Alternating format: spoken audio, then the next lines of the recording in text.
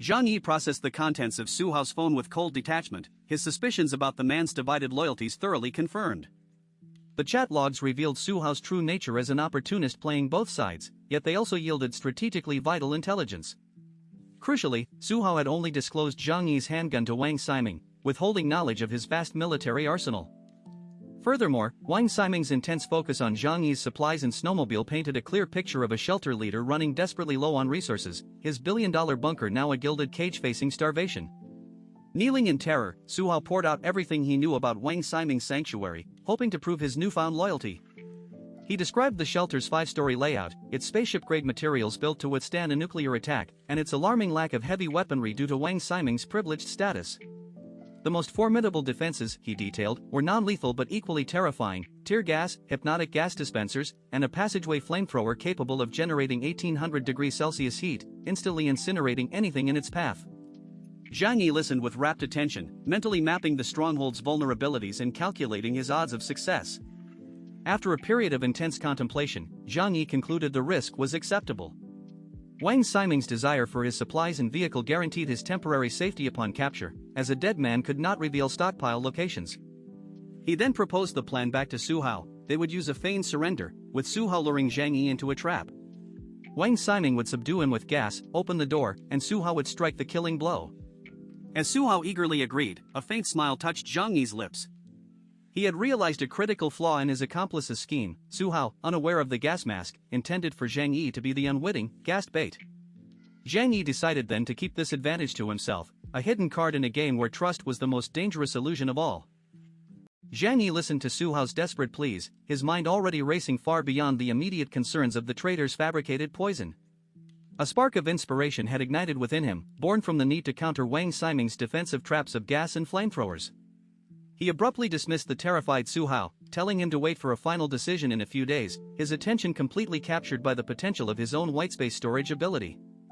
For the first time, Zhang Yi considered its application beyond mere storage, theorizing that he could use its properties of near-absolute stillness to not only collect incoming attacks but to redirect them back at his enemies.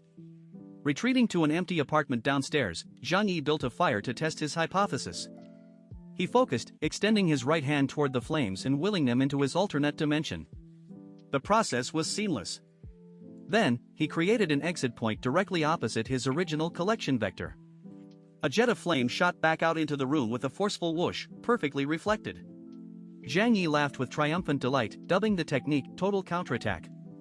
He realized this was a divine defensive skill that could theoretically neutralize any projectile-based assault, from flames to gas, rendering Wang Ximing's primary traps utterly useless against him. This breakthrough, however, led to a more chilling line of inquiry. Zhang Yi's previous experiment with a living pomfret had ended with the fish dead the next day, a detail he now re-evaluated for its combat potential. That very evening, he coldly procured a human test subject from a neighboring building. In another empty room, illuminated by a crackling bonfire, Zhang Yi handed the terrified man a pathetic weapon, a knife fashioned from a rolled-up sheet of A4 paper. With a calm, almost playful smile that belied the grim nature of the experiment, Zhang Yi beckoned the man forward, his imposing figure casting a long shadow. He offered a single piece of bread as a reward for a successful strike, initiating a terrifying test to see what would happen when his newfound ability was used on a living person. Zhang Yi commanded his frightened test subject to attack him with a fake knife, his expression one of intense focus as the man rushed forward. A white light flashed in Zhang Yi's right eye as he instinctively opened a portal to his alternate dimension directly in the man's path. The man's arm and then his entire body vanished into the invisible portal, seemingly disappearing from the room while Zhang Yi's perspective shifted to observe him within the white space. The subject was completely still, save for the faintest movement of his eyeballs, leaving Zhang Yi to question if he was dead or in suspended animation. Releasing the man back into the room, Zhang Yi watched him gasp desperately for air and asked about his experience. Pale and weak, the man described entering a vast, white world with mountains of supplies, a place where he felt trapped for an entire century, an experience so terrifying he believed he must have been hallucinating. Zhang Yi realized that while the body was frozen, consciousness remained active, with time flowing at an imperceptibly slow rate, making the experience a form of extreme psychological torture that could lead to mental breakdown and death.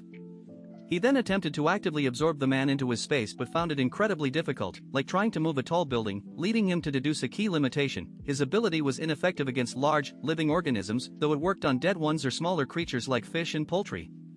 Satisfied with the data, Zhang Yi rewarded the man's cooperation with a plate of steaming roast chicken, which the starving man devoured with tears of gratitude streaming down his face.